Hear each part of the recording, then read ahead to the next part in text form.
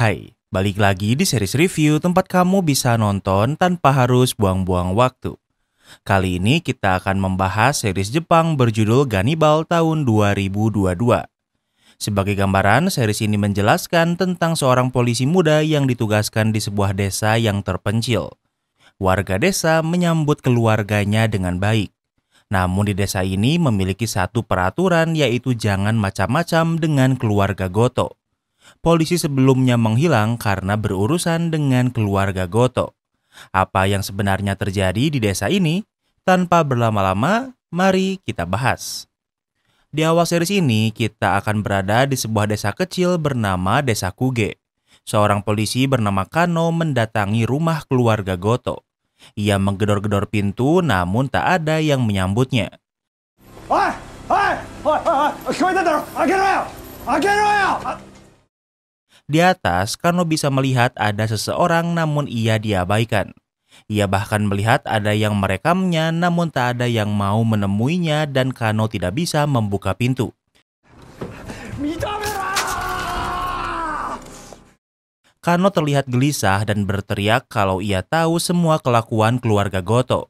Kano menuduh keluarga Goto kalau mereka adalah kanibal.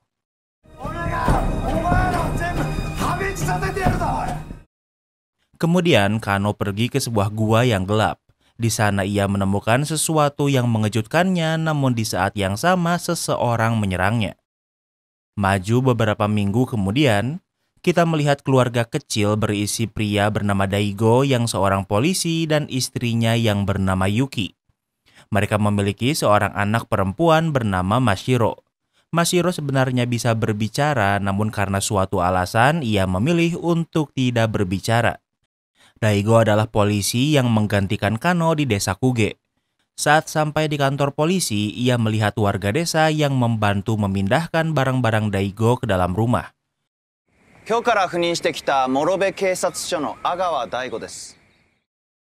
Daigo disambut dengan sangat ramah oleh warga desa. Desa ini kecil dan semua orang saling mengenal. Di malam hari, Daigo dan Yuki masih beres-beres, apalagi barang milik Kano juga masih ada di sana. Tak banyak yang Daigo tahu tentang Kano. Yang ia tahu, Kano menghilang karena punya banyak hutang karena judi pachinko.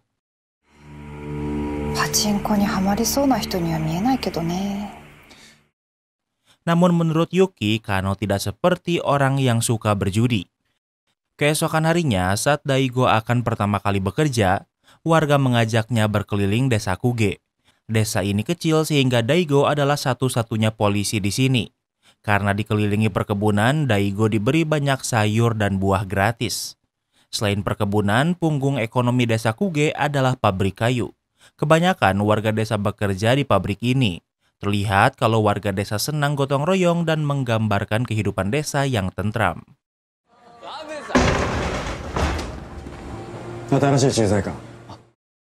Namun tak lama kemudian, semua kedamaian ini sirna saat seorang pria bernama Keisuke Goto datang. Ia memberitahu kalau ia menemukan seorang mayat. Terlihat setelah datangnya Keisuke, warga desa lain menjadi tak seceria sebelumnya. Daigo dibawa ke hutan bersama Keisuke. Di sana sudah banyak orang yang menunggu. Daigo ditunjukkan mayat seorang nenek bernama Gotogin. Beliau adalah pemimpin keluarga Goto dan semua orang di sini adalah anggota keluarga Goto. Seseorang berpikir kalau ini adalah ulah beruang. Tentu Daigo tidak langsung mempercayainya dan memeriksa mayatnya lebih dulu. Tangan nenek Gin bahkan terputus.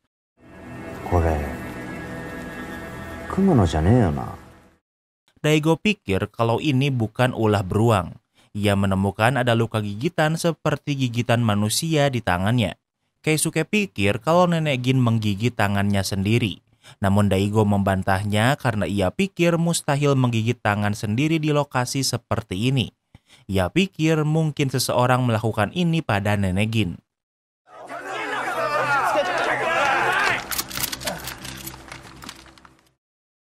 Anggota keluarga Goto tersinggung karena mereka pikir Daigo menuduh anggota keluarga Goto yang melakukan ini. Mereka semua menodong Daigo dengan senapan dan keadaan sangat tegang. Daigo menyerah dan meminta maaf.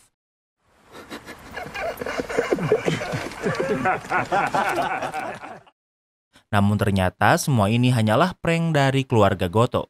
Namun tentu Daigo pikir kalau prank ini tidak lucu. Ia bahkan cukup memiliki alasan untuk menangkap mereka semua, namun Daigo tentu tidak akan melakukannya. Keisuke memutuskan kalau malam ini akan diadakan rapat untuk membahas pemburuan beruang besok. Keisuke meminta Daigo juga untuk ikut dengannya. Di malam hari, saat Daigo akan pergi, ternyata ban sepedanya kempes. Ada sebuah paku besar yang membolongi sepedanya. Di saat yang sama, kepala polisi menelponnya. Ia menerima laporan Daigo yang melaporkan luka gigitan manusia di tangan Nenegin. Kepala polisi meminta, sambil menunggu hasil pemeriksaan, ia meminta Daigo jangan macam-macam dengan keluarga Goto. Daigo berjalan kaki pergi ke bar keluarga Goto berkumpul. Daigo berkata kalau ia datang sendiri karena anak dan istrinya sedang berbelanja keluar desa.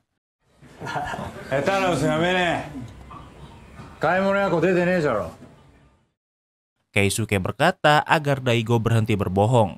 Semua orang tahu apa yang terjadi di desa. Walau anggota keluarga Goto banyak, namun kita hanya perlu mengingat beberapa nama saja. Di tempat lain, Yuki sedang mencoba memasang TV. Saat ia beristirahat, ia melihat ukiran kata lari di kayu. Sebagai informasi, semua polisi desa akan tinggal di rumah ini yang terhubung dengan kantor polisi. Yuki menyadari kalau keadaan rumah terlalu sepi. Ia mencari Mashiro namun tak bisa menemukannya di dalam rumah. Sementara itu, Mashiro sedang di hutan karena ia mengejar seekor kucing. Ia terus berjalan hingga sampai di sebuah jembatan hutan di atas sungai. Saat melihat ke sungai, Mashiro melihat sesuatu namun tak membuatnya takut. Yang ia lihat adalah sosok mengerikan yang berwujud seperti manusia yang tinggi besar. Pria ini sangat menakutkan, namun Mashiro terlihat tidak takut. Mashiro memberi pria ini permen dan pria ini menerimanya kemudian memakannya. Tak lama kemudian, Yuki berhasil menemukan Mashiro yang sedang sendirian di jembatan. Yuki sangat khawatir, namun Mashiro tidak berkata apa-apa. Kembali ke tempat Daigo. Daigo minum-minum bersama Keisuke dan lumayan bisa bersantai.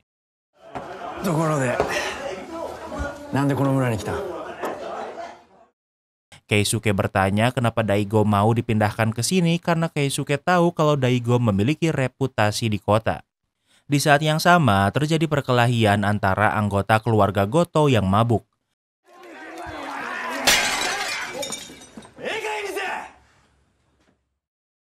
Dengan mudah Keisuke menghentikan perkelahian ini.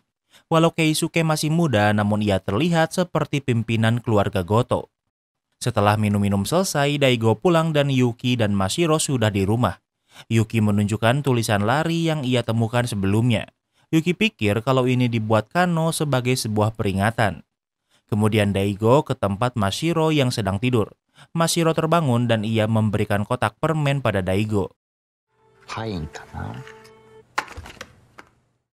Namun saat dibuka, kotak itu berisi jari manusia. Daigo bertanya dari mana Mashiro mendapatkan jari ini, namun Mashiro tidak menjawabnya. Saat Yuki datang, Daigo menyembunyikan jari ini darinya. Keesokan harinya, pemburuan beruang yang memakan Nenegin akan dilakukan. Keluarga Goto dan juga warga desa bekerja sama untuk mencarinya. Mereka berpencar untuk mempermudah pemburuan. Di tempat lain, pria bernama Goto Motsuo menemukan kotoran beruang yang masih hangat. Jejak kakinya juga mengarah ke tempat Keisuke. Sementara itu, saat ini Daigo sedang bersama adik Keisuke yang bernama Yosuke.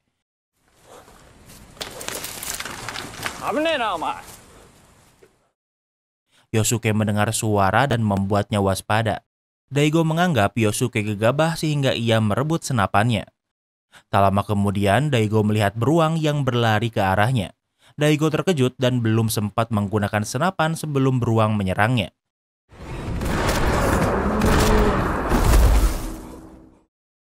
Namun ia berhasil selamat setelah Yosuke merebut kembali senapannya dan membunuh beruang ini. Di tempat lain, sementara para pria berburu beruang, para wanita menyiapkan makanan untuk mereka. Yuki juga bantu-bantu di sana. Mereka diberitahu kalau beruangnya berhasil diburu sehingga kini Nenegin bisa mati dengan tenang.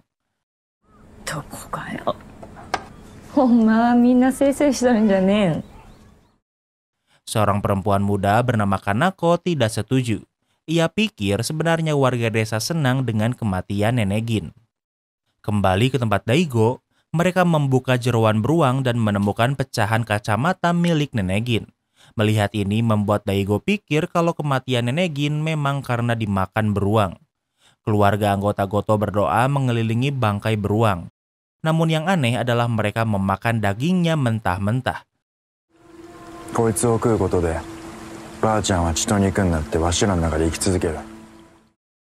Keisuke memberi Daigo sepotong daging beruang dan menjelaskan kalau ini adalah bentuk penghormatan pada Nenek Gin. Dengan memakannya, maka Nenek Gin akan terus hidup di daging dan darah mereka. Daigo ragu, namun ia juga tak berani menolak sehingga ia mencoba memakannya. Namun saat Keisuke tidak melihatnya, ia memuntahkan daging itu dan diberikan pada anjing di sana. Waktu berlalu, saat di perjalanan pulang, Daigo menerima telepon dari tim forensik yang memeriksa jari yang ditemukan Mashiro. 後藤銀さんのものとして調べてみたんですが、違いました。 Awalnya Daigo pikir jari itu milik Nenek Gin, namun ternyata bukan. Daigo akan diberitahu lagi saat pemilik jari ini ditemukan. Keesokan harinya, Daigo dan Yuki mengantar Mashiro ke sekolah di hari pertamanya. Karena desa ini kecil sehingga hanya ada sedikit murid yang belajar di sekolah. Namun walau begitu, Mashiro disambut dengan baik di sini. Saat di sana, mereka melihat rombongan orang berpakaian putih. Ini adalah bagian dari ritual pemakaman keluarga Goto untuk Nenek Gin. Waktu belajar dimulai sehingga para guru dan murid memasuki kelas. Yuki dan Daigo belum pulang karena melihat rombongan pemakaman Nenek Gin. 今日の葬列にはわし含め15人しかおらんはずだが、一人多いな。 Keisuke memimpin rombongan pemakaman. Setelah dihitung ulang, jumlah rombongan mereka lebih 1 orang. Mereka diminta membuka penutup wajah dan ada 1 orang yang tidak membukanya. さっさと顔見せ。 Orang itu mencoba melarikan diri namun berhasil ditangkap dengan cepat. Saat dibuka, ternyata ia seorang perempuan bernama Sumire yang merupakan anak Kano. Hanya anggota keluarga Goto yang boleh mengikuti pemakaman ini.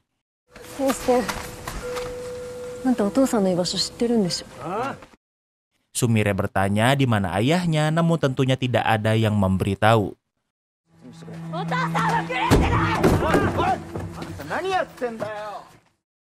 Daigo yang melihat ini menemui mereka. Saat lengah, Sumire memanfaatkan ini untuk menendang tong yang menunjukkan tidak ada Nenek Gin di sana. Sumire sudah tahu ini karena mayat Nenek Gin sudah ada di perut mereka karena mereka adalah kanibal. Matsuo marah dan mengancam Sumire. Namun di saat yang sama, pria tinggi besar dan kuat muncul menyerang Matsuo. Pria ini sangat besar dan sepertinya adalah orang yang Mashiro temui di hutan sebelumnya.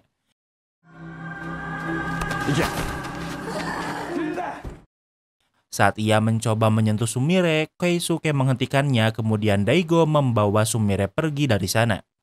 Setelah situasi aman, Daigo akan mengantar Sumire ke stasiun. Di perjalanan, Daigo bertanya apa maksud dari perkataan keluarga Goto adalah kanibal. Sumire menjelaskan nama spesifiknya adalah endokanibalisme yang merupakan semacam penguburan dengan memakan daging yang dikubur. Daigo pikir selama yang dimakan bukan makhluk hidup seharusnya tidak masalah. Mereka juga memakan daging manusia bukan untuk bertahan hidup, melainkan sebagai bentuk penghormatan dan juga berkabung. Namun Sumire menambahkan kalau ayahnya mencari tahu tentang praktik endokanibalisme yang dilakukan keluarga Goto. Dan tak lama kemudian ia menghilang. Kano tidak pernah berjudi atau terlilit hutang. Sumire pikir kalau menghilangnya ayahnya berhubungan dengan keluarga Goto. Terakhir Sumire melihat ayahnya adalah ia sedang menelepon seseorang. Ia terlihat gelisah kemudian pergi ke rumah keluarga Goto. Sumire pikir kalau keluarga Goto menyembunyikan sesuatu. Kanoさんがいなくなって2週間か。もし捕まってるならまだ間に合うかもしれない。 Daigo menambahkan kalau Kano sudah menghilang selama 2 minggu. Jika keluarga Goto menyekapnya, ada kemungkinan kalau Kano masih hidup. Sumire menyarankan jika Daigo ingin menyelidiki keluarga Goto, ia harus berhati-hati. Karena penasaran, Daigo memutuskan pergi ke tempat keluarga Goto. Walau dilarang dimasuki, namun Daigo masih memasukinya walau tanpa izin.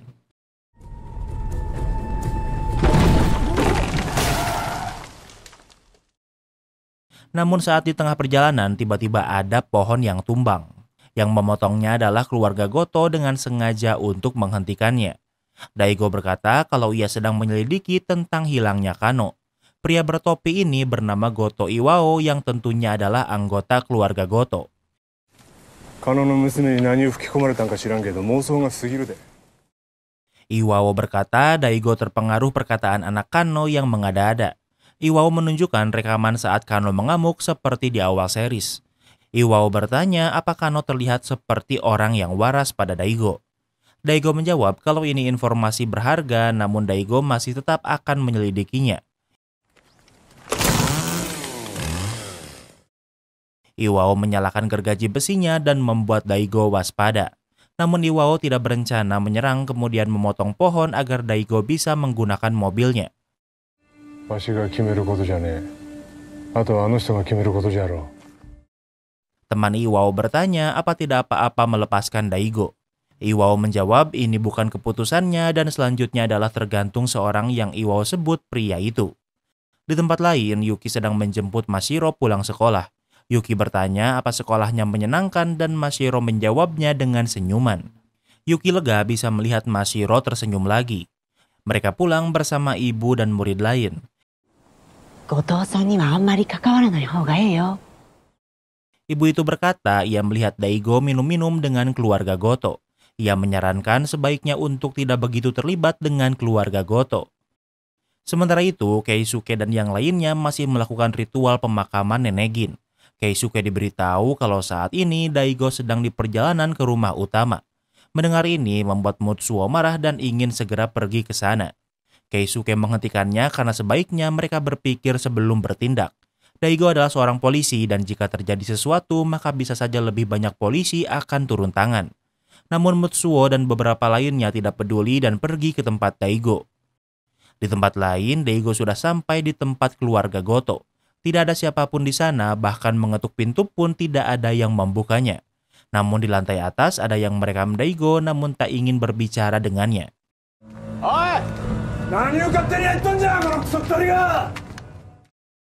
Tak lama kemudian, Mutsuo dan yang lainnya sampai dengan membawa senjata. Mutsuo mengancam Daigo untuk pergi dari sini. Namun Daigo tidak takut dan tidak ingin pergi. Daigo pikir mereka menjauhkannya dari rumah seolah mereka sedang menyembunyikan sesuatu.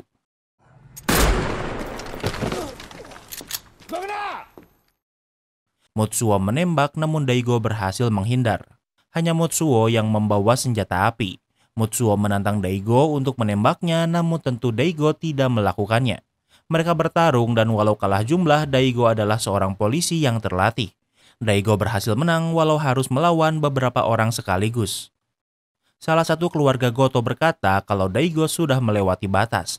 Ia menyerang anggota keluarga Goto yang artinya pria itu akan membalas dendam. Daigo bingung siapa yang dimaksud dengan pria itu.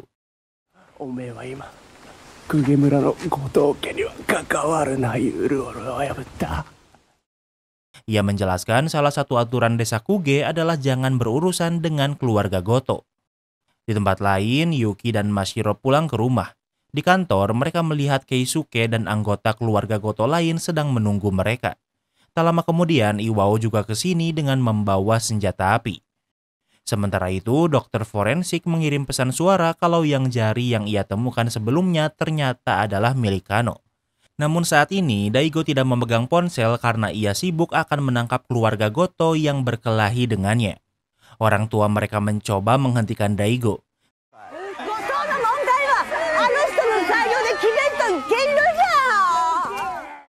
Salah satunya berkata kalau semua masalah keluarga Goto akan diselesaikan pria itu di sini. Tiba-tiba semua orang menjadi diam. Di belakang Daigo ada pria besar yang menyerangnya hingga tak sadarkan diri. Kemudian pria besar ini yang kedepannya kita akan sebut Sumanto menariknya ke suatu tempat.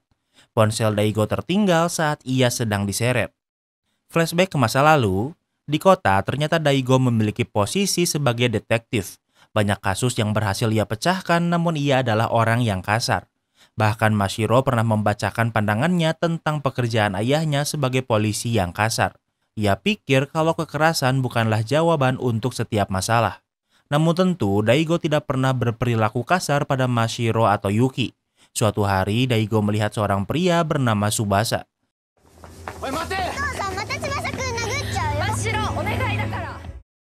Mashiro berlari mendekati Tsubasa. Yuki menahannya sementara Daigo mengejar Tsubasa dan menangkapnya. Tsubasa berteman dengan Mashiro dan Daigo tidak suka karena Tsubasa memiliki histori pernah melakukan pelecehan pada anak kecil. Mashiro tidak suka Daigo memukul Tsubasa dan karena itulah ia memanggilnya polisi kasar. Tsubasa baru dibebaskan dari penjara 5 hari yang lalu. Terjadi lagi pelecehan anak dan tersangka utamanya adalah Tsubasa. Polisi termasuk Daigo mengintai tempat tinggal Tsubasa. Saat menunggu, rekan polisi bertanya kenapa Tsubasa tidak melecehkan Mashiro padahal mereka sering bertemu. Daigo pernah menanyakan hal yang sama pada Tsubasa. Tsubasa menjawab kalau ia mencintai Mashiro dan karena itulah ia tidak bisa menyentuhnya. Semua ayah pasti marah jika mendengar ini. Di saat yang sama ada yang memberitahu kalau ada anak kecil yang masuk ke tempat Tsubasa dengan sukarela. Dengan cepat Daigo berlari karena khawatir itu adalah Mashiro. Daigo mendengar suara Mashiro di dalam sehingga ia memecahkan jendela secara paksa.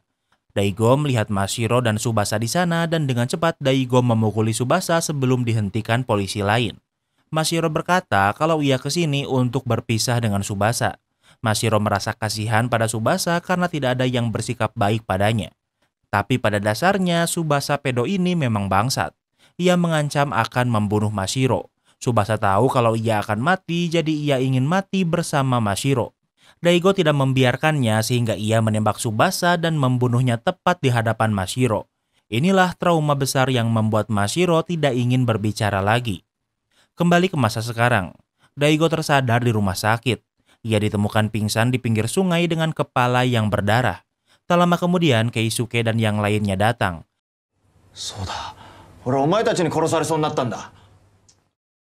Daigo berkata kalau keluarga Goto lah yang menyerangnya. Yuki menjelaskan kalau sebelumnya Keisuke dan yang lainnya ke rumah bukan untuk menyakitinya dan Mashiro. Justru mereka di sana untuk melindungi Yuki dari anggota keluarga Goto lain yang kasar. Keisuke dan yang lainnya meminta maaf kalau semua ini adalah salah mereka.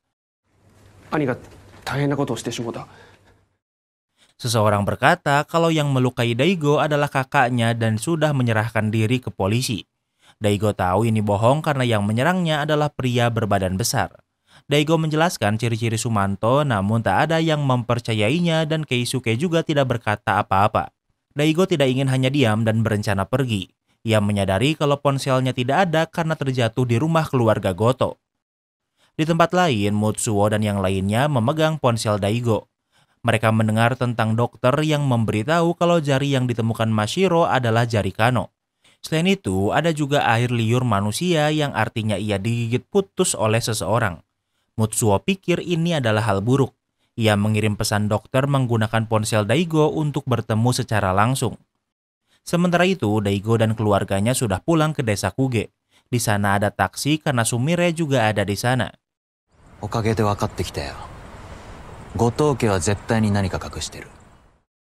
Daigo memberitahu kalau ia pikir keluarga Goto menyembunyikan sesuatu. Mungkin saat ini Kano sedang disekap di sana. Sumire kesini untuk memberikan histori telepon ayahnya. Nomor terakhir yang Kano telepon adalah nomor satelit yang berbeda dengan umumnya. Sumire pikir mungkin Daigo bisa menemukan petunjuk darinya.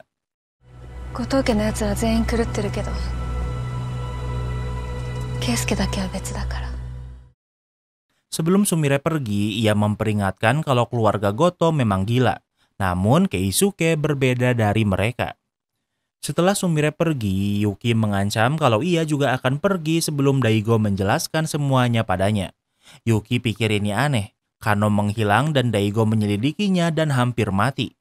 Namun kenapa Daigo masih mau melanjutkan penyelidikan ini? Daigo memberitahu kalau di hari pertama mereka pindah ke sini, Mashiro memberikannya jari manusia. Awalnya Daigo pikir itu jari Nenek Gin, namun kini Daigo pikir kalau itu adalah jari Kano. Daigo masih belum mengetahui kebenarannya karena ponselnya hilang. Daigo pikir tempat ini berbahaya sehingga ia ingin Yuki dan Mashiro pergi dari desa ini. Kemudian mereka pergi ke kantor polisi pusat. Kepala polisi menyambutnya dan sudah mendengar cerita Daigo yang terluka. Daigo kesini untuk membicarakan tentang menghilangnya Kano yang mungkin berhubungan dengan keluarga Goto. 狩野さんは今も後藤家に監禁されてるかもしれないと思ってます。 Kepala polisi berkata kalau Kano mengajukan pengunduran diri. Kepala polisi menyarankan sebaiknya Daigo jangan membangunkan singa yang sedang tidur. Di saat yang sama, Daigo menerima telepon dari rumah sakit. Yang meneleponnya adalah dokter yang mengajaknya untuk bertemu. Namun yang tidak Daigo ketahui kalau ini adalah jebakan. Karena saat ini dokter sedang diancam Mutsuo untuk memancing Daigo. Daigo diantar seorang polisi pergi ke rumah sakit. Namun tentunya ini adalah jebakan.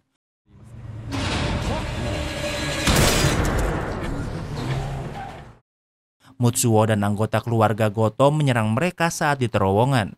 Terjadi kecelakaan namun Daigo dan rekannya masih hidup. Mutsuo terus menembaki Daigo sementara Daigo hanya bisa berlindung. Padahal jelas-jelas Daigo cuma sembunyi di balik pintu yang tipis. Tapi si Mutsuo dan kawan-kawan malah terus nembakin mobilnya. Giliran si Daigo nembak langsung kena. Harap maklum namanya juga karakter utama.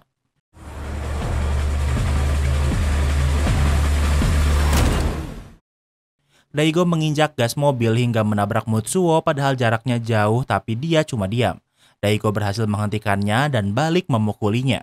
Walau Mutsuo mencoba membunuhnya berkali-kali namun Daigo tak sanggup membunuhnya. Mutsuo mengakui kalau ialah yang sudah membunuh Kano untuk melindungi keluarga Goto. Waktu berlalu dengan Mutsuo yang ditangkap, ia memberitahu di mana ia mengubur Kano. Kepolisian berhasil menemukannya yang sudah tinggal tulang. ムツオは俺を殺すことに失敗したから自白したんです。 Namun Daigo pikir kalau ini hanyalah cara agar tuduhan pada keluarga Goto menghilang. Karena yang melukai Daigo sebelumnya adalah pria bertubuh besar. Kepala polisi berkata mungkin ini hanya hayalan Daigo karena di desa Kuge tidak ada pria sebesar itu. あるだろう。後藤家と関わっちゃダメなんだよ。 Sekali lagi, kepala polisi menyarankan untuk tidak terlibat dengan keluarga Goto. Di saat yang sama, Keisuke dan anggota keluarga Goto lain datang. Daigo pikir mereka datang untuk membebaskan Mutsuo. Ternyata mereka kesini untuk memberikan penghormatan terakhir pada Kano. Kemudian mereka pergi tanpa melakukan apa-apa lagi. Daigo menelepon Sumire. Ia memberitahu kalau mayat ayahnya sudah ditemukan. Mendengar ini, Sumire tidak terkejut karena setidaknya sekarang ia tahu kalau ayahnya meninggal dan bukan menghilang. Setelah selesai menelepon, kepala polisi kembali menemuinya. Ia menawarkan apa Daigo ingin dipindah tugaskan di desa lain. Mungkin di desa lain Daigo dan keluarganya bisa hidup lebih tenang. Daigo belum memberi jawaban dan ingin mempertimbangkannya terlebih dahulu. Daigo membicarakan ini dengan istrinya. Namun keputusannya ada pada Mashiro apakah ia ingin kembali ke desa Kuge. Dan Mashiro ingin kembali tinggal di sana. Waktu berlalu, Daigo kembali ke desa Kuge dan bekerja seperti biasa. Daigo pikir ini layak selama ia bisa melihat Mashiro tersenyum lagi. Di malam hari, Daigo melihat surat histori telepon Kano. Karena penasaran, ia menelepon nomor satelit itu namun tidak ada yang menjawabnya. Keesokan harinya, warga berkumpul dan Daigo sekeluarga juga ada di sana untuk makan-makan. Di sini ada pria tua bernama Sabu yang merupakan ayah dari Kanako. Sabu membicarakan tentang warga desa ini yang kebanyakannya sudah tua sehingga pemuda sangatlah berharga.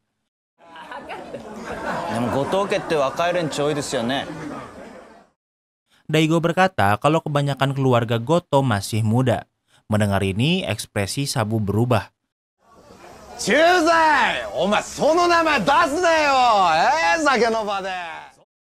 Ada pria bernama Jin yang berkata untuk tidak membicarakan keluarga Goto saat bersenang-senang. Sabu meminta semua orang untuk diam. Ia tahu kalau keluarga Goto sangatlah berbeda. Daigo bertanya apa warga desa tahu kalau Kano memiliki masalah dengan keluarga Goto. Sabu menjawab kalau semua orang tahu itu namun mereka hanya bisa mengabaikannya. Sumber ekonomi desa ini berasal dari kayu dan perkebunan yang tanahnya dimiliki oleh keluarga Goto. Sehingga mereka tidak bisa melakukan apa-apa atau nantinya akan kehilangan pekerjaan. Mereka melanjutkan pesta dan secara resmi mengakui kalau Daigo dan keluarganya adalah bagian dari keluarga Kuge. Saat pulang dari pesta, Daigo dan Yuki sangat senang dan mau enak-enak. Namun Daigo melihat ada yang mengintip. Daigo keluar dan yang mengintip adalah si bogel dari keluarga Goto. Saat berbalik, Daigo melihat tulisan pembunuh di dinding rumahnya.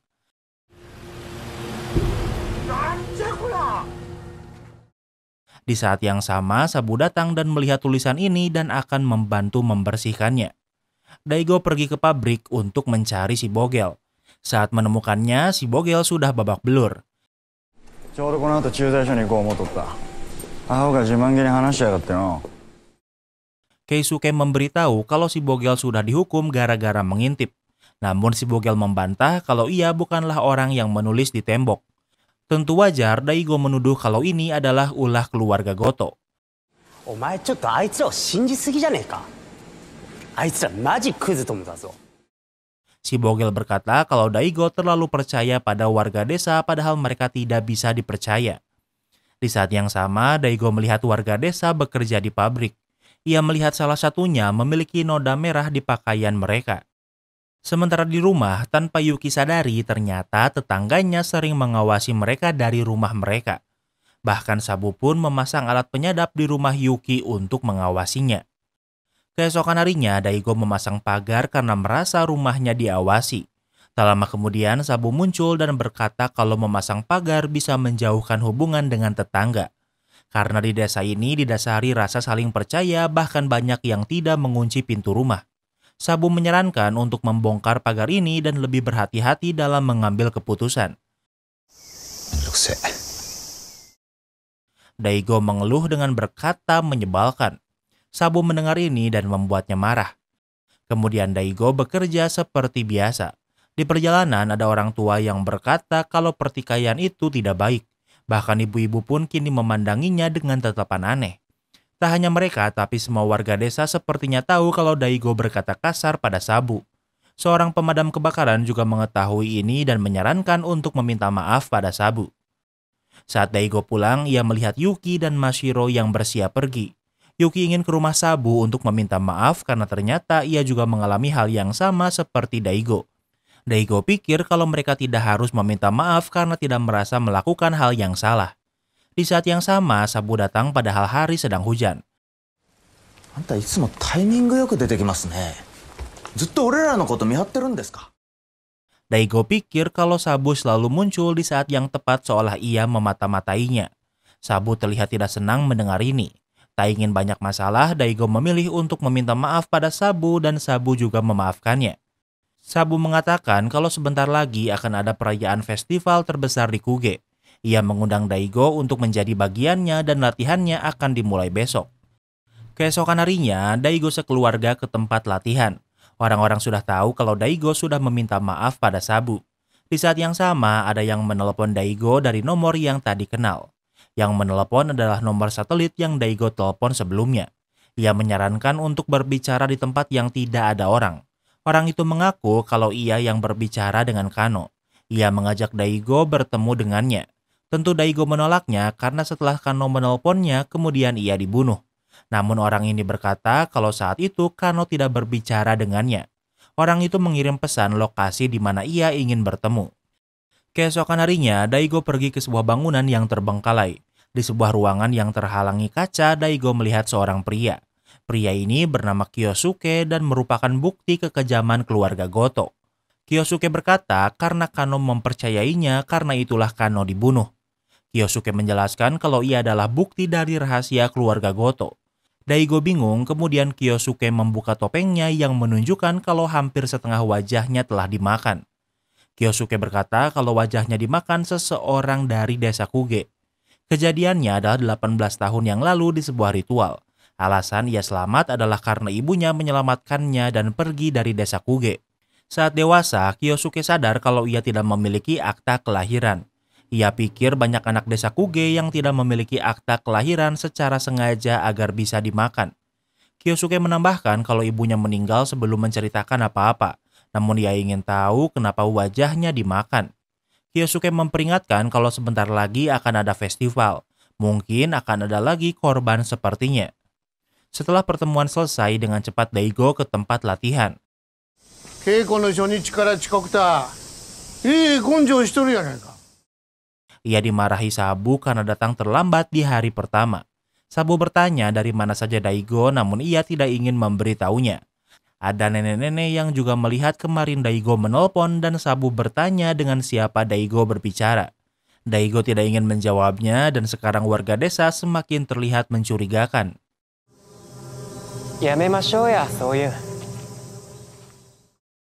Situasi menjadi tegang hingga seorang pria bernama Kamiyama muncul. Ia adalah cucu dari pemimpin kuil. Karena kondisi kesehatan yang memburuk, festival tahun ini akan dipimpin Kamiyama. Ini adalah kali pertama Daigo dan Kamiyama bertemu dan Kamiyama mengajak Daigo untuk berbicara berdua. Saat gelap, Kamiyama dan Daigo berbicara di tempat sepi.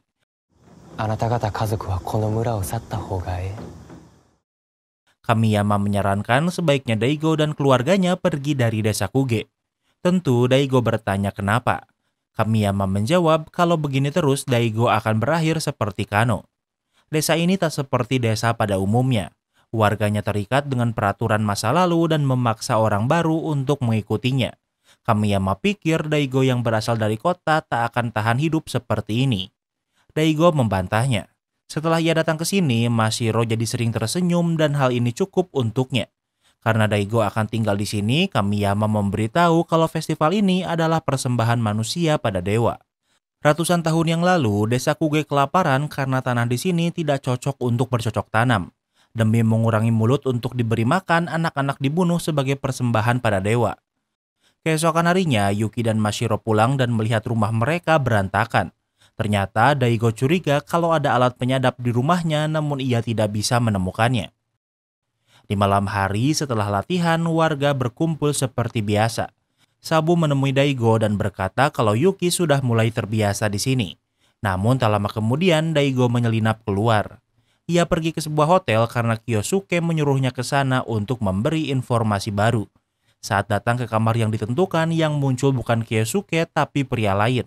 Pria ini bernama Utada dan merupakan seorang jurnalis. Utada tahu kalau Daigo sudah bertemu dengan Kyosuke. Kyosuke memberitahu kalau Daigo bisa dipercayai. Utada memiliki sebuah web yang menjelaskan banyak tentang hal yang menakutkan. Sekarang perhatiannya tertarik pada kanibalisme. Saat tahu kalau di Jepang ada desa yang mempraktekkan endokanibalisme membuatnya tertarik. Utada, Kyosuke, dan Kano bekerja sama untuk menyelidiki desa untuk mencari bukti. Utada pikir orang yang dikorbankan adalah anak-anak yang lahir tanpa sertifikat. Tentu ini sulit dipercaya, namun setelah melihat wajah Kyosuke dan kematian Kano, cerita ini cukup bisa dipercaya. Utada pikir saat festival akan ada anak-anak yang ditumbalkan. Awalnya Kano juga tidak mempercayainya. 平均1年に1件は必ず死産がありました。 Namun ia menyadari tingkat kematian bayi yang baru lahir di desa Kuge sangat tinggi. Rata-rata tiap tahunnya ada satu bayi yang meninggal saat lahir. Bahkan di sekolahnya pun hanya ada sedikit murid. Seperti perkataan Sabu kalau warga desa Kuge kebanyakannya adalah orang tua. Berbeda dengan keluarga Goto yang memiliki banyak anggota muda. Yang belum diketahui adalah bagaimana mereka memalsukan bayi lahir mati. Sebulan sebelum menghilang, tiba-tiba Kano tidak menelepon Utada lagi. Daigo sadar artinya orang terakhir yang menelepon Kano bukanlah Utada. Tapi juga bukan Kyosuke, namun Utada juga tidak tahu siapa. Utada pikir kemungkinan Kano sudah menemukan tempat di mana anak-anak disimpan dan karena itulah ia dibunuh. Di tempat lain, Mashiro masih bersama warga lain. Kanako anak Sabu sangat senang bisa bertemu dengan Mashiro.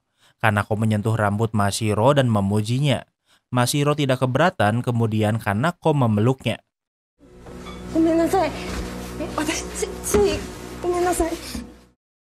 Saat Yuki mendekati mereka, membuat Kanako sangat panik bahkan hingga meminta maaf hingga bersujud. Tentu Yuki bingung, kemudian Sabu menjelaskan kalau anak Kanako meninggal saat lahir 3 tahun yang lalu. Kanako membantahnya. Ia pikir anaknya masih hidup, kemudian Sabu membawa Kanako pergi. Saat dibawa, Yuki melihat ada luka di punggung Kanako. Waktu berlalu, Daigo kembali setelah pesta berakhir.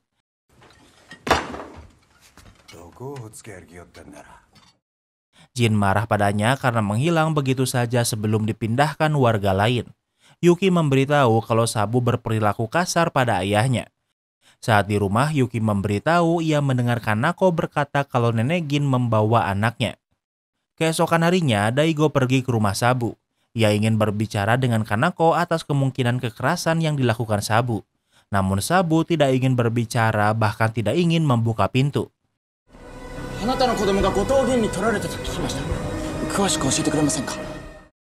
Daigo melihat Kanako mengintip dan ingin berbicara. Namun sepertinya Kanako terlalu takut pada ayahnya hingga tak berani berbicara dengan Daigo. Sementara itu di rumah Goto, sedang diadakan upacara di mana Keisuke akan diangkat menjadi kepala keluarga Goto menggantikan Nenek Gin. Di tempat lain, Yuki sedang di luar dan bertemu dengan Kanako yang sedang sebat sendirian. 私が子供ダメなん知っとってわざと近くで遊ばせやがって。 Mereka melihat anak-anak yang bermain. Kanako pikir mereka sengaja melakukannya untuk menyakitinya. Yuki bertanya perkataan Kanako tentang Nenek Gin yang membawa anaknya apakah itu benar.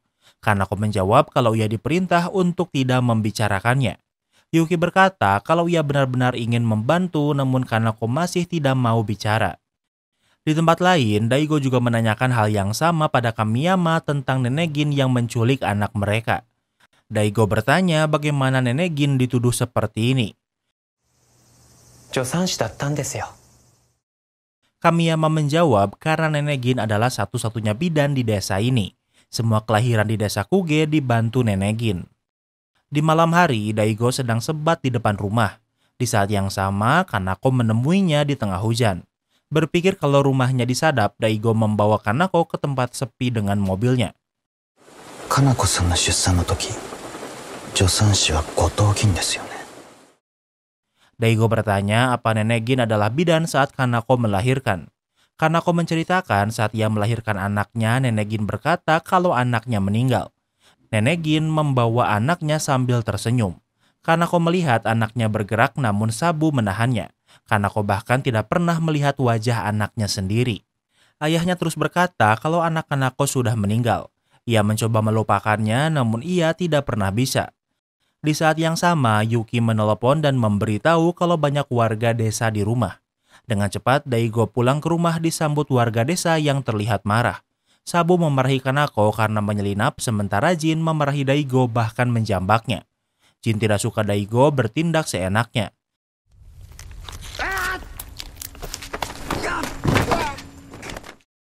Namun dia salah mengira Daigo sebagai orang lemah. Dengan mudah Daigo bisa membanting Jin dan membalikan keadaan. Daigo berkata kalau ia sedang menyelidiki keluarga Goto. Ia tahu kalau warga desa tidak bisa diajak membicarakan ini sehingga Daigo melakukannya sendirian.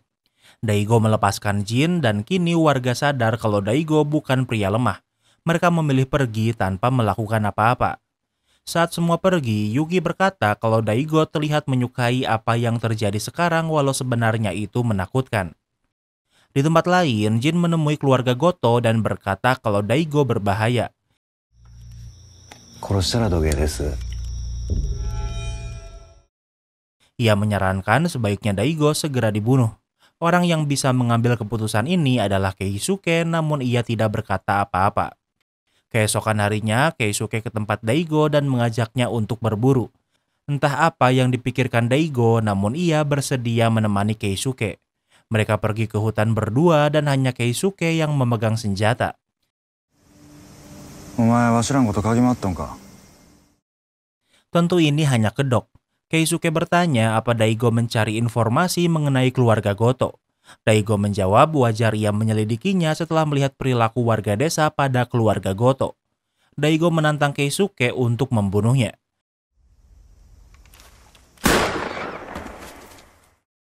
Keisuke menodong senapannya, namun yang ia tembak adalah seekor rusa. Setelah berburu, mereka tidak melakukan apa-apa lagi dan seorang anggota keluarga Goto memperhatikan mereka. Di malam hari, orang itu memberitahu Iwao kalau Keisuke tidak membunuh Daigo. あいつは次期当主じゃけえな。汚れ役はわしらじゃ。 Iwao tidak marah karena Keisuke akan menjadi kepala keluarga. Kepala keluarga tidak seharusnya melakukan pekerjaan kotor sehingga Iwao lah yang akan turun tangan. Waktu berlalu, Daigo pulang. Di meja, ia melihat banyak makanan namun di sana tidak ada Yuki atau Mashiro. Daigo menelepon Yuki dan ternyata Yuki sedang di luar mencari Mashiro yang menghilang lagi. Yuki ke rumah Sabu untuk bertanya apa ia melihat Mashiro. Sabu tidak melihatnya dan berkata akan membantu mencarinya. Daigo dan Yuki bertemu dan masih belum menemukan Mashiro. Sabu dan warga lain juga akan membantu. 本当に何も知らねえのかよ。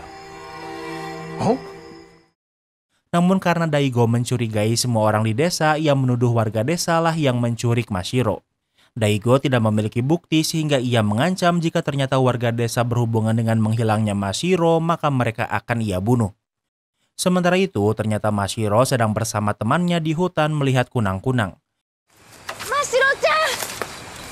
Okaasan sagashitoru! Di saat yang sama, Kanako berhasil menemukan Mashiro di sana. Ia menelepon Yuki memberitahu kalau Mashiro sudah ditemukan. Tentu mendengar ini membuat Daigo terdengar seperti orang bodoh di depan warga desa. Waktu berlalu, Daigo, Yuki, dan Mashiro sudah berada di rumah. Mashiro sudah 2 kali kabur dan desa ini sangat mencurigakan. Daigo memberitahu kalau saat festival akan ada anak yang ditumbalkan. Tentu Yuki tidak mempercayainya. Daigo berkata ia menyelidikinya untuk Yuki dan Mashiro. Namun Yuki membantahnya. Ia pikir Daigo menyelidikinya karena ia menikmatinya. Kalau untuk Yuki dan Mashiro, mereka hanya perlu pindah dari desa ini. Keesokan harinya, Daigo bertemu dengan dokter forensik di sebuah kafe. Ia menjelaskan kalau ia sedang menyelidiki sebuah penyakit sesuai permintaan Kano. Ini dimulai saat Kano membawa Nenek Gin ke rumah sakit. Nenek Gin terlihat tak bisa mengontrol tubuh dan terus tertawa. Setelah diselidiki, ia pikir ini adalah penyakit kuru yang disebabkan karena memakan daging manusia. Penyakit ini juga sering disebut sebagai penyakit tertawa. Pertikaian antara Kano dan keluarga Goto juga dimulai setelah Kano membawa Nenek Gin ke rumah sakit. Dokter memeriksa rekam medis warga desa dan menemukan 1 orang lagi dengan gejala serupa. Seorang anak berusia 6 tahun di tahun 1951. Jika sekarang masih hidup, mungkin ia berusia 75 tahun. Daigo pikir kalau orang inilah yang keluarga Goto sering sebut pria itu. Di malam hari, rangkaian festival dimulai dengan membakar boneka berbentuk manusia. Namun yang merayakannya di sini hanya warga desa tanpa keluarga Goto. Melihat anak-anak yang sedang menari membuat Daigo berpikir mungkin salah satu dari mereka akan dimakan. Di tempat lain, Keisuke mengajak adiknya Yosuke ke sebuah gua. Walau ini gua, tapi di sini ada rel kereta dan juga lampu.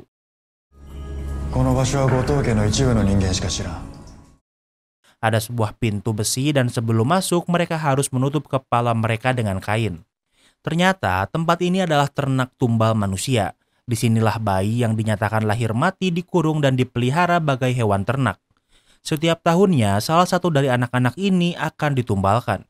Keisuke memberitahu tugas Yosuke untuk mengurus anak yang akan ditumbalkan tahun ini. Dulunya ini adalah tugas Keisuke, namun karena sekarang ia sudah menjadi kepala keluarga, tugas ini diberikan pada Yosuke. Tentu Yosuke yang baru pertama kali melihatnya membuat perasaannya campur aduk. Namun bagi Keisuke, anak-anak ini sudah tidak terlihat seperti manusia lagi. Di tempat lain, akhirnya Keisuke mengajak Yuki dan Mashiro pergi malam ini karena takut hal buruk terjadi pada Mashiro. Sebelum pergi, Daigo memeriksa mobilnya dan ia menemukan GPS tracker. Setelah melepaskan GPS tracker, mereka pergi namun Daigo hanya berputar-putar di desa. Ia melakukannya karena menyadari ada mobil yang mengikuti mereka.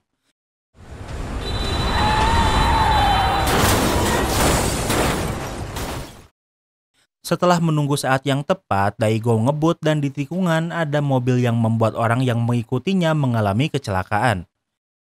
Tempat yang didatangi Daigo adalah sebuah tempat untuk bertemu rekan polisi di tempat lamanya. Ia ingin menitipkan Mashiro dan Yuki padanya.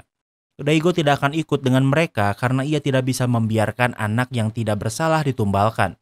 Ada kemungkinan kalau anak yang akan ditumbalkan tahun ini adalah anaknya Kanako. Di tempat lain, Yosuke melakukan tugasnya seperti membersihkan anak yang akan ditumbalkan. Karena terbiasa di tempat gelap dan tidak berbicara, tentunya anak ini tidak bisa bicara. Sementara itu, Iwao sedang bersama Keisuke. Yosuke wa tsutomaru sou ka? Iwao bertanya apa Yosuke sanggup mengerjakan tugasnya karena ia adalah orang yang baik. Keisuke pikir kalau Yosuke akan terbiasa. Iwao khawatir karena Yosuke juga akrab dengan Kano. Iwao tidak ingin ada pengkhianatan lagi di keluarga Goto. Keesokan harinya adalah hari kedua festival. Keisuke menerima telepon dari Sumire. Ia mengangkatnya dan Sumire menelpon untuk memberitahunya kalau ternyata saat ini ia hamil anak Keisuke. Hari ini juga adalah hari pengangkatan Keisuke menjadi kepala keluarga secara resmi. Untuk memperingatinya, mereka melakukan foto bersama. Dan inilah seluruh anggota keluarga Goto. Waktu berlalu, Daigo mengawasi rumah keluarga Goto namun Iwao memergokinya. Daigo ingin membanting Iwao namun ia tak cukup kuat. Iwao yang memiliki fisik lebih kuat bisa memojokkan Daigo dengan mudah. Daigo berkata kalau ia tahu akan ada anak yang ditumbalkan di hari festival. Iwao bertanya dari mana Daigo tahu dan ia menjawab kalau salah satu anggota keluarga Goto adalah pengkhianat. Walau dipenuhi amarah, Iwao tidak membunuh Daigo. Daigo yang tak sadarkan diri dibawa ke dalam rumah. Saat ia sadar, ia sudah dikepung keluarga Goto termasuk Keisuke kecuali Iwao.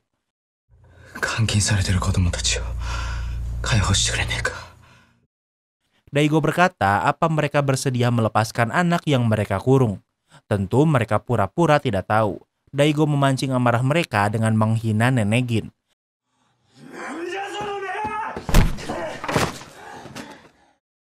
Daigo ditendang hingga terjatuh.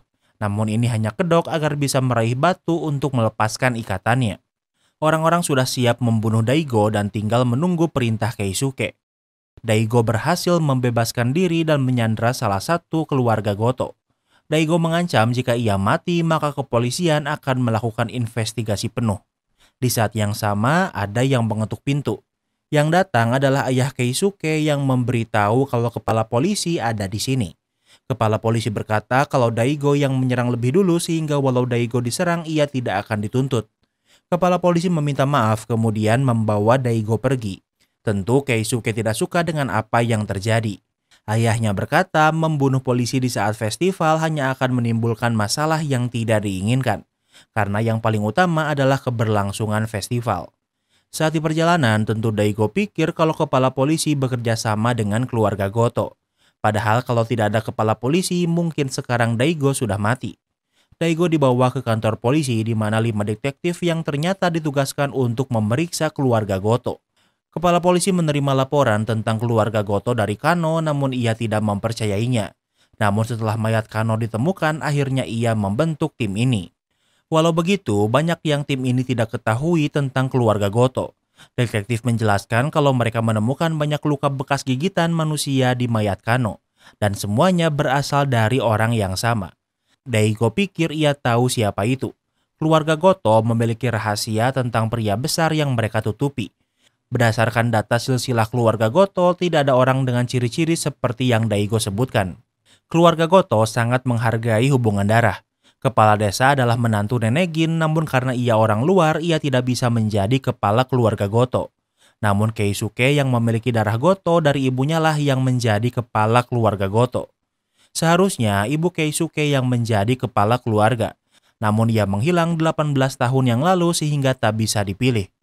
Daigo pikir kalau orang yang menyelamatkan Kyosuke saat akan ditumbalkan adalah ibu Keisuke. Daigo memberitahu mereka tentang Kyosuke yang merupakan bukti nyata praktek kanibal yang dilakukan keluarga Goto. Di tempat lain, Yosuke sudah menyiapkan seorang anak untuk ditumbalkan.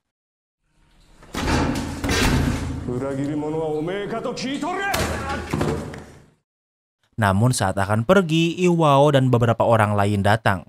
Iwao menyerang Yosuke karena menuduhnya sebagai pengkhianat yang memberitahu Daigo.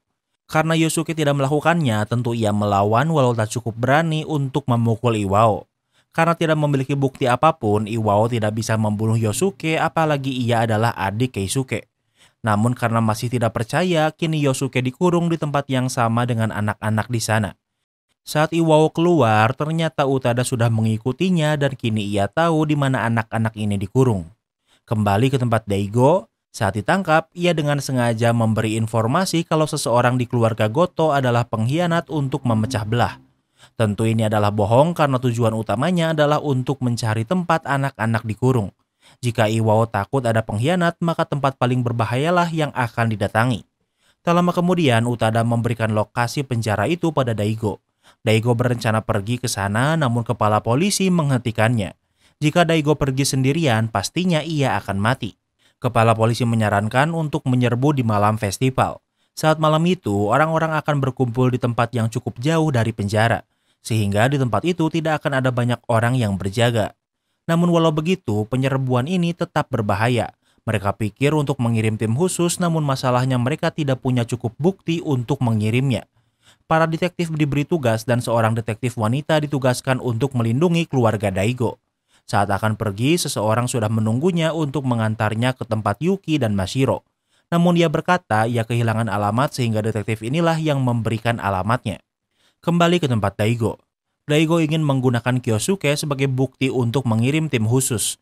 Ia meneleponnya untuk membereskan masalah keluarga Goto selamanya. Selama ini, Kyosuke bersembunyi karena takut keluarga Goto akan menemukannya. Sebelumnya Kyosuke berkata kalau ibunya sudah meninggal. Daigo tahu kalau itu bohong karena orang yang menyelamatkan Kyosuke adalah Goto Ai, anak dari Nenegin dan ibu dari Keisuke dan Yosuke. Kyosuke bertanya kalau ibunya adalah segalanya baginya. Ia hanya akan pergi jika ibunya juga ingin ikut dengannya. Hal ini karena Kyosuke sangat takut sesuatu terjadi pada ibunya. Kyosuke mendekati ibu angkatnya. Ia bernama asli Ai Goto dan seharusnya sekarang ia adalah kepala keluarga Goto. Ai ingin melupakan masa lalunya dan tidak ingin berhubungan lagi dengan keluarga Goto. Kyosuke membujuk Ai untuk memberitahu polisi agar anak-anak seperti Kyosuke bisa diselamatkan. Namun Ai pikir kalau Kyosuke tidak tahu apa-apa.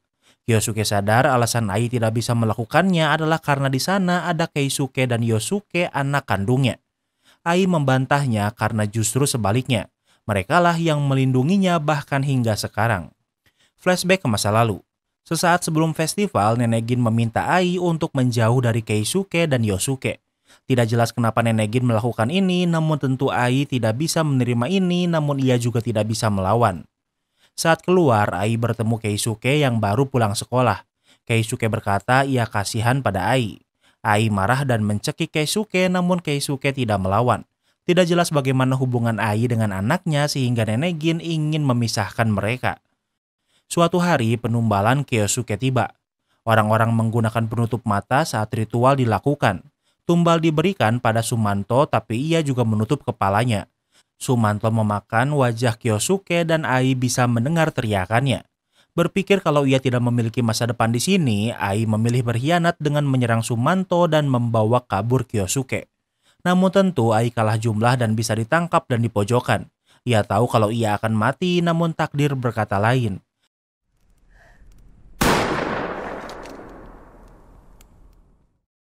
Keisuke menembak ke atas dan mengancam jika Nenegin membunuh Ai maka ia juga akan bunuh diri. Nenegin sangat menyayangi Keisuke sehingga ia ingin membuat perjanjian. Jika Ai dilepaskan maka Keisuke tidak akan pernah melawan perintahnya lagi. Dan janji ini ditepati Keisuke hingga Nenegin meninggal dunia. Dan itulah bagaimana Ai dan Kyosuke berhasil selamat dari keluarga Goto. Setelah diskusi panjang, Kyosuke memutuskan untuk tidak bersaksi pada polisi. Dengan tidak adanya bukti membuat Daigo tidak bisa mengirim pasukan khusus ke desa Kuge. Sementara itu saat malam tiba, Kamiyama mengajak Keisuke untuk bertemu. Saat masih kecil mereka adalah teman yang sering bermain bersama. Kini Keisuke adalah kepala keluarga Goto dan Kamiyama adalah pemimpin kuil. Kuil dan keluarga Goto adalah pemegang kekuasaan terbesar di desa Kuge. Kamiyama menyarankan untuk menghentikan festival ini untuk selamanya. Keisuke menolaknya namun ia akan pura-pura kalau pembicaraan ini tidak pernah terjadi. Kamiyama bahkan menodongkan senjata namun tentu ia tidak bisa menembak Keisuke. Kamiyama berkata kalau tradisi ini adalah kutukan. Keisuke sudah tahu itu namun ia tetap harus melakukannya karena suatu alasan. Yang mungkin adalah untuk melindungi ibunya. Di tempat lain, Daigo tak ingin hanya diam sehingga ia pergi ke desa Kuge walau sendiri. Daigo sudah tahu di mana anak-anak dikurung dan berhasil menemukan tempatnya. Ia membobol masuk ke tempat itu namun sepertinya mereka tahu kalau Daigo akan datang. Di sana Daigo hanya menemukan banyak kurungan namun tidak ada siapapun di sana. Di saat yang sama Sumanto muncul dan menyerangnya. Sementara itu detektif yang ditugaskan menjaga keluarga Goto ternyata dikhianati. Yang mengantarnya adalah keluarga Goto dan menyerang mereka dan dengan begitu series ini pun berakhir dengan cliffhanger. Kini kita masuk ke sesi rating. Yang pertama adalah tema. Jujur, Mimin pikir awalnya bakal series kanibal psikopat biasa. Namun eksekusinya berhasil bikin Mimin suka banget series ini. Di pertengahan kita dibuat ragu siapa sebenarnya yang jahat, keluarga Goto atau warga desa Stalker. Sebelum ada ternak tumbal, awalnya Mimin pikir keluarga Goto tidak berbahaya karena mereka hanya makan daging manusia untuk upacara pemakaman. Tapi setelah ada ternak tumbal, semua itu berubah jadi untuk tema Mimin kasih rating 10/10. Yang kedua adalah PES. PES series ini dibuat Mimin pas banget. Biasanya series memiliki karakter di mana beberapa kejadian berlangsung bersamaan di tempat yang berbeda. Tapi tidak dengan series ini yang bisa dibilang lurus. Jadinya gak terlalu banyak filler gak penting, jadi untuk PES Mimin kasih rating 9/10. Yang ketiga adalah plot twist. Twist series ini berlipat-lipat. Awalnya Mimin pikir yang jahat adalah keluarga Goto, tapi di pertengahan berubah menjadi warga desa. Tapi di akhir episode jadi makin yakin kalau keluarga Goto memang main villainnya. Tapi karena series ini belum tamat, jadi belum ada kepastian siapa main villainnya. Jadi untuk plot twist, Mimin kasih rating 9/10. Yang keempat adalah ending. Ending series ini adalah ending cliffhanger yang paling bikin Mimin kesel soalnya tanggung banget. Udah jelas kalau ini adalah batu loncatan buat season kedua yang akan tayang bulan Maret tahun ini. Mimin agak kesel karena ditinggal lagi sayang-sayangnya, jadi untuk ending Mimin kasih rating 7/10. Yang kelima adalah entertainment value. Series ini cuma 7 episode dan durasi rata-ratanya sekitar 50 menitan. Ini series Jepang pertama yang Mimin tonton dan Mimin lumayan enjoy. Jadi kayaknya kedepannya Mimin bakal cari lagi series Jepang yang mungkin menarik. Jadi untuk entertainment value, Mimin kasih rating 10/10. Jadi overall Gannibal season pertama adalah 9. Apa kalian setuju dengan rating Mimin? Jangan lupa like video ini kalau kamu suka dengan video ini dan jangan lupa juga cek video kita lainnya. Terima kasih sudah menonton dan sampai bertemu lagi di series berikutnya.